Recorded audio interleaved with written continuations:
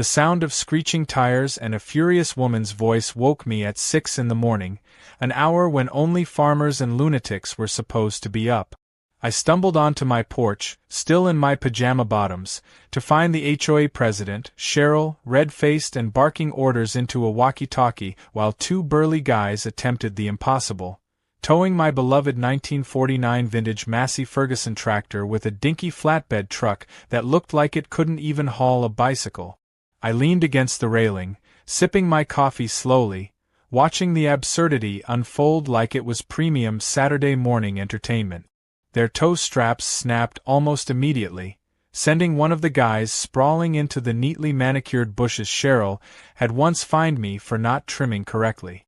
And right there, in the rising sun, with chaos erupting in slow motion and Cheryl screeching like an off-key fire alarm, I decided, if they thought they could mess with my tractor, they had no idea what storm they had just unleashed. My name's Jack Reynolds, a retired mechanical engineer, a proud owner of 3 acres of paradise on the edge of this HOA community, and the unwitting enemy number 1 of a board that took itself way too seriously. When I first moved here, the land was raw and rugged, perfect for restoring my old tractor and planting a few orchards. I had no interest in being part of the HOA nonsense. Unfortunately, the HOA had other plans. Cheryl, the self-declared queen of the community, viewed my tractor like it was a rusted old junkyard monument spoiling her little utopia. Never mind that my tractor was polished to a shine, with new paint and hand-restored chrome trim. To Cheryl, it wasn't about looks, it was about control.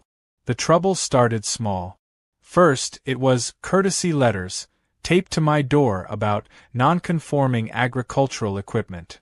Then it became fines, which I ignored because, legally, they had no right to enforce them on me. My property had existed years before the HOA was even incorporated. But facts didn't stop Cheryl. Facts only made her double down. The more she failed, the more furious she became. I made a game out of it, really. I framed one of her angry notices and hung it right above the tractor's steering wheel, just for a laugh whenever I went to start it. Still, even I was a bit surprised when Cheryl escalated from passive-aggressive letters to outright trying to steal the tractor off my land. That morning was the culmination of months of quiet warfare. She thought she could call a private towing company, sneak onto my property, and make the problem disappear. But my Massey wasn't going anywhere. For one, it weighed more than 3 of their trucks put together. For another, I had installed heavy-duty wheel locks, disconnected the battery, and rigged up a hidden GPS tracker just in case someone got bold. I'd built security systems for million-dollar homes in my past life. Protecting a tractor was child's play compared to that. Standing on my porch, watching the frantic scene below, I couldn't resist the urge to intervene. I ambled down to the fence, raising my coffee cup like I was toasting them. One of the tow guys wiped sweat from his brow and mumbled something about needing a bigger rig, while the other tried to attach a chain around the front axle. I cleared my throat loudly enough to catch their attention. "You fellas sure you want to do that?" I asked casually. "She's a stubborn girl. Might tear your truck in half before she budges." Cheryl spun around, eyes bulging. "This is an HOA-authorized removal, Jack. You're in violation. You have no right to interfere." I shrugged. "Actually, according to the county register, I'm not technically part of the HOA jurisdiction. My land predates it by about 40 years. And you're trespassing." Cheryl's mouth opened and closed like a goldfish out of water. The 2 tow guys looked at each other, visibly nervous now. Still, one of them, probably worried about losing his paycheck, gave it another shot. He revved the flatbed engine and yanked on the chain tied to my tractor's front axle. The truck barely moved, but the front bumper groaned loudly before the whole tow rig lurched backward, smoke pouring from the tires. The chain snapped again with a sharp crack, whipping into the air and narrowly missing Cheryl's expensive designer handbag, which she clutched to her chest like a life raft. It was about then that I made a call. First to my lawyer, to get the legal wheels turning. Then to my cousin Rick, the sheriff for this side of the county. Rick loved a good HOA horror story, and I had a feeling he'd enjoy this one immensely. Within 15 minutes, a black and white cruiser rolled up, sirens flashing not because of an emergency, but because Rick wanted to make an entrance. He stepped out, took one look at the disaster scene, and whistled low. Well, well, well. Looks like y'all are trying to rustle up some cattle that don't belong to you. Cheryl tried to talk over him, throwing around words like community standards and aesthetic rights, but Rick held up a hand. Ma'am, he said, drawing out the word in that slow, infuriatingly calm southern drawl. Unless you got a court order, a property lien, or about 3 tow trucks bigger than that Tonka toy over there, you're all committing trespass and attempted theft. The color drained from Cheryl's face. The 2 tow truck guys backed away from the tractor like it was radioactive. Rick took a few statements, scribbled out a few citations, and then gave me a wink as he handed Cheryl a notice. She was being officially charged with unlawful trespass and malicious property interference. The look on her face was worth more than the entire HOA's yearly budget.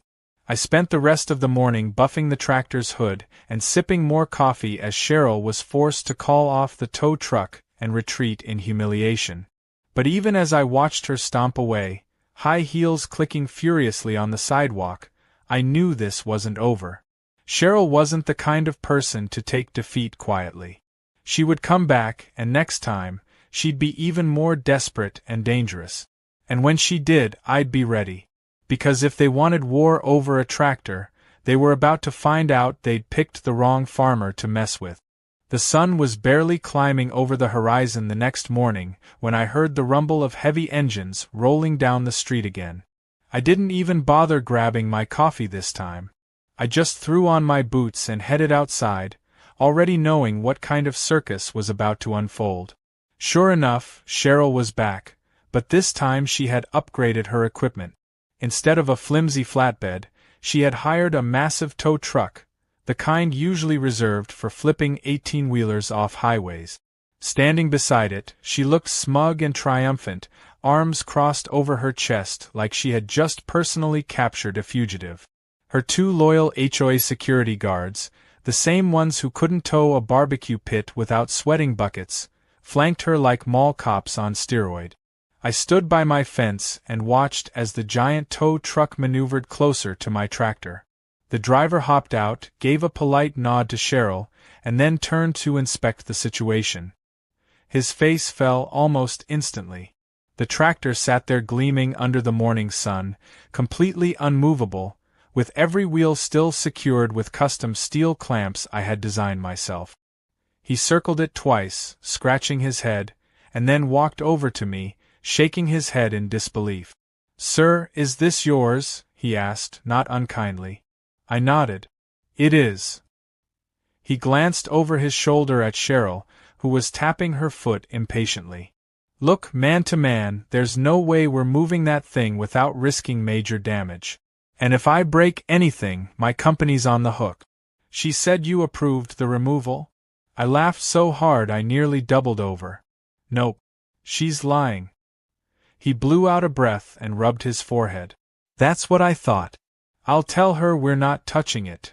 Before he could turn away, Cheryl stormed over, jabbing her perfectly manicured finger in his direction. "You're under contract. Remove that eyesore, or I'm suing your company for breach." The driver gave her a deadpan look. "Lady, you lied to me about having permission. If I touched that machine, I could lose my license, my truck, and my business. You want it moved? Get a court order." Cheryl turned a shade of purple so deep it was almost impressive. She stomped and shrieked about HOA bylaws, neighborhood standards, and how I was single-handedly lowering property values across the subdivision. The driver simply climbed back into his rig, shook his head, and pulled away, leaving Cheryl standing there in a cloud of diesel fumes and defeat. Her security guards shifted uncomfortably, clearly wishing they could disappear into the sidewalk. As entertaining as all of it was, I knew it was time to shift gears. Cheryl wasn't going to stop. She was the type of person who, when faced with a locked door, wouldn't try to find a key. She'd just keep ramming her head into it until something cracked. If I stayed passive, she would eventually escalate into something truly stupid. So I made a decision right then and there. I was going to go on the offensive. I pulled out my phone and made 2 important calls. First, to my lawyer, who was already half amused and half exasperated with the amount of paperwork Cheryl was generating. Second, to my insurance company. I wanted official documentation of the attempted thefts, damages, and trespassing incidents. I wasn't just setting the stage for a lawsuit. I was setting the stage for a show. Later that day, I took my tractor for a little ride. I maneuvered it carefully down the gravel path, humming to myself, and positioned it right across the main entrance to the HOA community. My property was technically adjacent to the private access road, and I had every right to park my equipment along the boundary line. I wasn't blocking the public road. I was blocking their privately maintained gate, the one that Cheryl had insisted was the HOA's crown jewel. Without access through that gate, everyone had to take a much longer, bumpier back route through an unfinished development road. It didn't take long for the chaos to start. At first, it was a trickle, confused residents honking their horns, wondering why the gate wouldn't open. Then it became a flood, cars backing up, tempers flaring, people getting out and shouting across the field. Cheryl arrived within minutes, driving her silver Lexus like it was a battering ram, and skidded to a halt in front of the tractor. She leapt out, heels sinking into the gravel, face twisted into a mask of pure fury. "You can't park that here," she screeched. I tipped my hat and gave her the friendliest smile I could muster. "Oh, but I can. I'm protecting my property from further unlawful tampering. Got it all documented. Would you like me to show you the court-approved property boundary lines?" She opened her mouth to argue, but stopped when she saw the papers in my hand. Official documents, map, affidavits. She wasn't stupid enough to keep digging once she realized she was way out of her depth, but she was petty enough to try and bluff her way through. "This is harassment," she yelled, turning to the gathering crowd of residents. "He's harassing the whole community." The crowd, however, wasn't as sympathetic as she had hoped. Several people muttered complaints about the constant drama the HOA had caused lately. Someone shouted, "Just leave the man and his tractor alone." Another person added, "At least he isn't raising the HOA dues for no reason." Cheryl's face twitched. She was losing the court of public opinion fast, and she knew it. Desperate, she pulled out her phone and called for reinforcements. Within 20 minutes, the so-called HOA security squad arrived, 3 overweight guys wearing matching polo shirts and cheap radios. They tried to look official, but they clearly had no idea what to do when faced with a farm vehicle twice the size of their golf carts. One of them, the brave soul, approached me with a clipboard and said, "Sir, you're in violation of emergency access codes." I raised an eyebrow. "Emergency? Where's the emergency?" He hesitated, flipping through his papers like he might find an emergency hidden in there somewhere. "Well, it could be an emergency," he said weakly. I almost felt bad for him. Almost. I gestured toward my cousin Rick, who had pulled up in his cruiser again to keep an eye on things. Rick leaned against his car, sipping a soda and watching the spectacle with obvious delight. "Go ahead," I said. "Tell the sheriff that." The security guy paled, mumbled something about needing to check with his supervisor, and quickly retreated. Cheryl was left standing alone, seething and shaking with impotent rage. The best part came when one of the residents suggested we turn the standoff into a block party. Within an hour, people brought out lawn chairs, coolers, and even a portable grill. Kids ran around laughing. Someone started playing music from their truck. And there, towering like a monument to stubbornness and common sense, sat my beautiful red tractor, the most popular thing in the neighborhood that day. As I leaned back against the fence, enjoying a burger and watching Cheryl stew in her own fury, I realized I wasn't just winning. I was changing the tide. For the first time, the neighborhood was laughing with me instead of against me. Cheryl had lost control, and there was no getting it back. Not after this. Not after the tractor became the unmovable symbol of everything wrong with her little dictatorship. But I also knew Cheryl. She wasn't going to accept defeat quietly. She was already plotting her next move. And whatever she had planned, it was going to be big, desperate, and very, very stupid. The morning after the impromptu block party, I woke up to the sounds of clanging metal and shouted orders drifting down the street. I had barely rubbed the sleep from my eyes when I realized Cheryl was back at it again. But this time, she wasn't alone. She had escalated things beyond anything I could have imagined. A professional towing crew, equipped with an industrial-grade crane truck and a support team in matching uniforms, had set up shop at the entrance. Cheryl stood at the center of it all, arms crossed and wearing a grin that practically screamed victory. For a moment I just stood there, dumbfounded. I had to admire her persistence, even if it was about as smart as poking a sleeping bear with a stick made of bees. I wandered out toward the gate, hands shoved deep into my pockets, trying not to laugh. A few neighbors had gathered again, this time staying a safer distance back, watching with a mixture of horror and amusement. The crane crew worked methodically, setting stabilizers, running heavy-duty cables, preparing to lift my tractor like it was a wrecked vehicle on the side of the highway. The absurdity of it all made me chuckle. Cheryl caught sight of me and smirked like she had already won.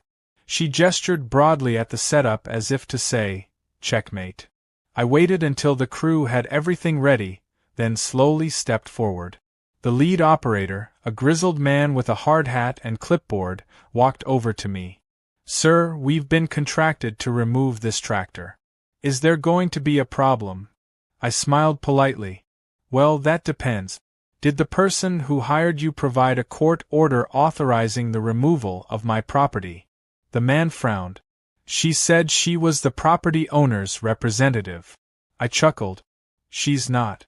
And if you lift so much as one wheel off the ground without a court order, you'll be facing charges for grand theft, destruction of private property, and trespassing."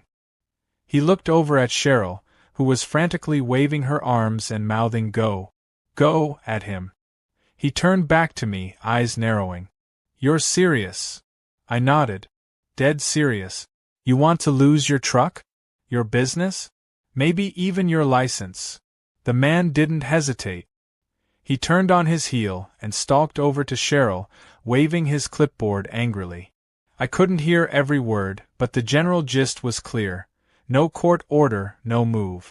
Cheryl's face darkened to a color somewhere between eggplant and rage-induced purple. She stomped, screamed, and finally, in a fit of desperation, ordered her HOA security guards to seize the tractor themselves. It was like watching a bad sitcom unfold in real life. The guards, bless their incompetent hearts, tried to look intimidating as they surrounded the tractor. One of them even pulled out a pair of plastic handcuffs like he thought he was about to arrest me. I leaned against the fence, arms crossed, watching them argue among themselves about who was going to actually climb onto the tractor. Eventually, one unlucky soul was nominated. He scrambled up the side, grabbed the steering wheel, and immediately set off the custom security alarm I had installed. A deafening wail, louder than a fire truck siren, erupted from hidden speakers under the seat. The guard jumped back like he had been electrocuted, tumbling onto the ground with a yelp that drew laughter from the gathered crowd. Rick, my cousin the sheriff, arrived not long after, sipping his ever-present soda and grinning like he had front-row seats to the best show in town. He strolled casually over to me. "Heard the circus came back to town." I shrugged. "Bigger tent this time." He looked over the scene. The crane truck idling uselessly, the HOA security guards in full retreat, Cheryl shrieking into her phone like it might magically solve her problems. Rick shook his head. "You pressing charges?" I considered it for a moment, then shook my head. "Not yet. Let's give her just a little more rope." Rick chuckled. "Fair enough." While Rick kept an eye on things, I wandered back to the tractor and, with great ceremony, unfurled a large, professionally printed banner across the hood. It read in bold letters, This tractor is protected by local, state, and federal law. Tampering will result in criminal prosecution." The crowd erupted into cheers and laughter. Cheryl, seeing her latest plan crumble spectacularly, retreated to her Lexus and slammed the door hard enough to make the windows rattle. She sat there fuming, refusing to make eye contact with anyone. It was clear to everyone that she had lost yet again. But the best part of the day came about an hour later. Someone, I still don't know who, uploaded a full video of the morning's events online. Within minutes, it spread like wildfire.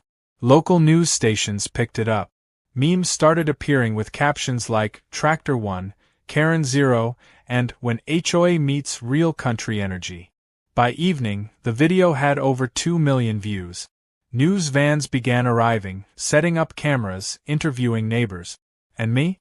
I gave the most cheerful, down-home interview I could muster, explaining that all I wanted was to be left alone to enjoy my land and my tractor without constant harassment. Cheryl, on the other hand, refused every interview. She even tried to block the news crews from entering the HOA property, which only made her look guiltier. The residents, many of whom had stayed silent during earlier confrontations, were now openly supporting me. Some started petitions to recall the HOA board. Others decorated their lawns with miniature toy tractors in solidarity.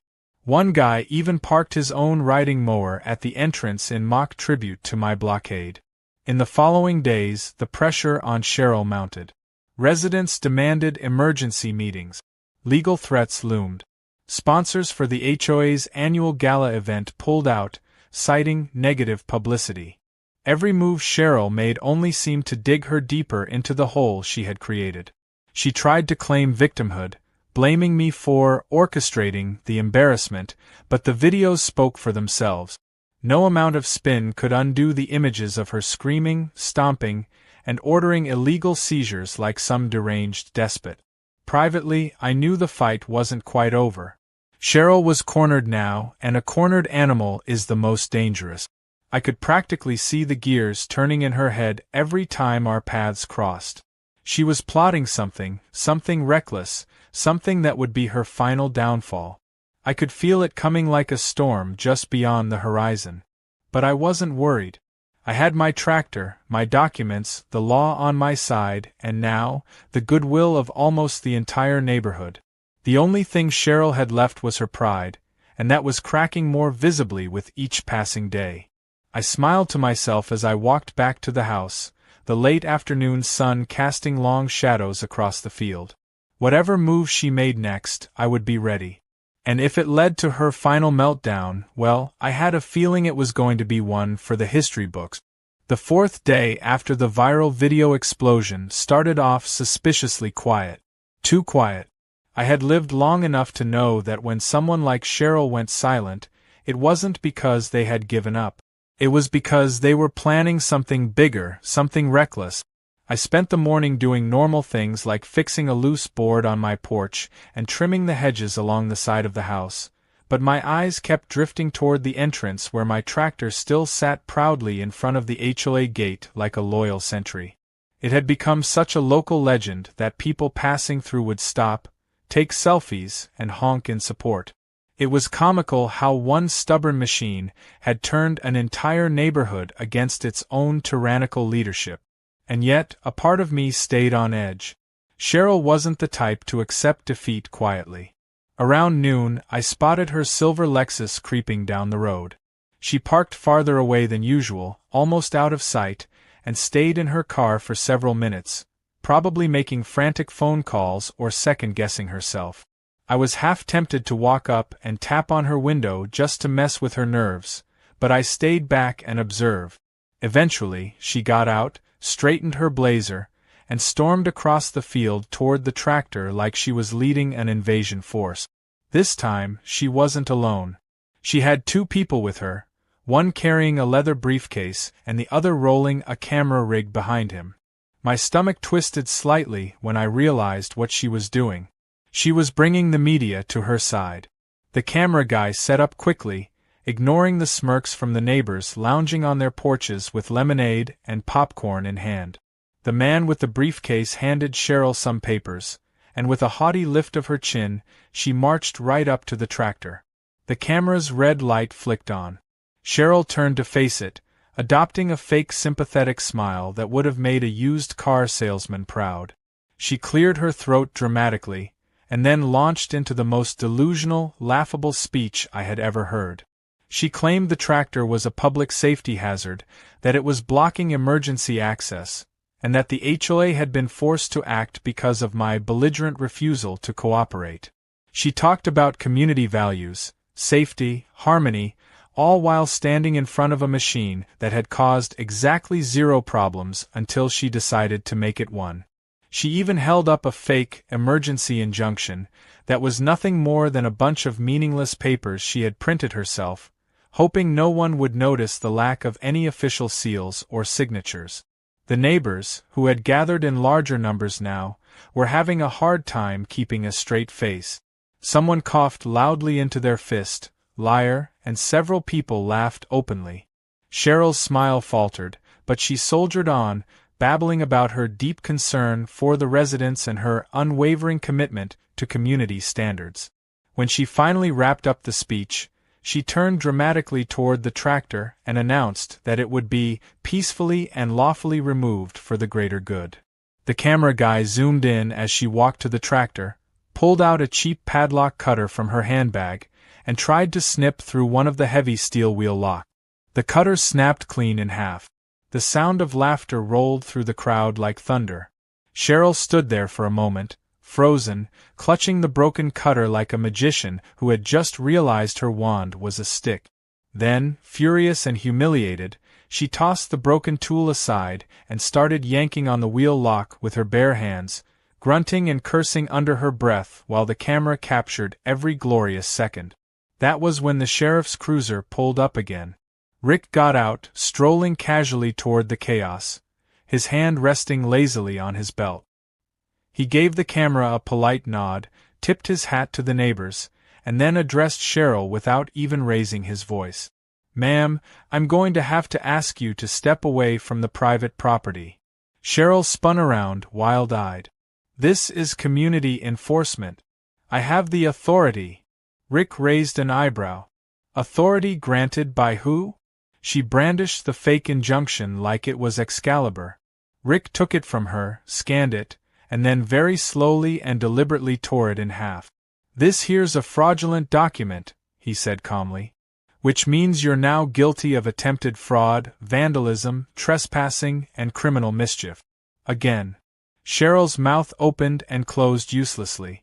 The camera guy, sensing a way juicier story, panned his rig toward Rick and zoomed in on Cheryl's panicked face. A few neighbors actually started chanting, "Arrest her! Arrest her!" half jokingly, half hopefully. Rick sighed, pulled out a pair of real handcuffs, and gently but firmly turned Cheryl around. She screamed about lawsuits, civil rights, and conspiracies, but it didn't matter. Rick cuffed her, read her rights, and led her toward the cruiser like a child being dragged out of a toy store. The camera guy practically bounced with excitement as he captured every humiliating second. Cheryl's screams grew fainter as Rick closed the door and drove her away, leaving the neighborhood stunned into momentary silence. Then the cheers erupted, louder and longer than before.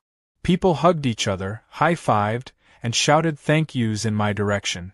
Some even came up and patted the tractor like it was a war hero returning from battle. It wasn't just the residents who noticed, either. Within hours, the video of Cheryl's arrest went viral. Again. News outlets started reporting on the escalating saga, framing Cheryl as a tyrant who had finally been brought down by her own arrogance. Memes flooded social media. Cheryl in handcuffs, Cheryl throwing a tantrum, Cheryl breaking the cutter. The phrase, "tractor justice," started trending nationally. By that evening, the HOA board was in full-blown crisis mode. An emergency meeting was called, and for the first time, it wasn't a boring room full of rule-following busybodies. It was packed to the walls with angry homeowners, fed up with years of Cheryl's nonsense. I didn't even need to attend. I just sat on my porch with a cold beer and listened to the roars of outrage echoing through the night air. By midnight, it was official. Cheryl was removed from her position as HOA president, effective immediately. A recall petition against the rest of the board had gathered more than enough signatures. Change was finally coming, real change. And it was all thanks to a stubborn old tractor, a determined old man, and the ironclad refusal to be bullied into submission.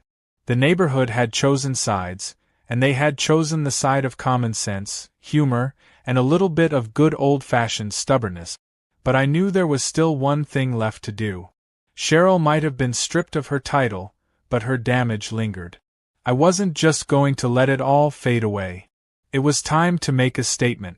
A final, unforgettable celebration of everything we had fought for.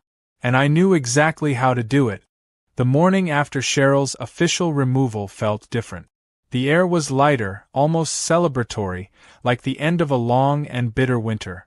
Neighbors waved at each other more freely, kids rode their bikes around without being glared at by patrolling HOA busybodies, and for the first time in a long while, it actually felt like a neighborhood instead of a gated kingdom under siege. But I wasn't about to let the moment just pass quietly.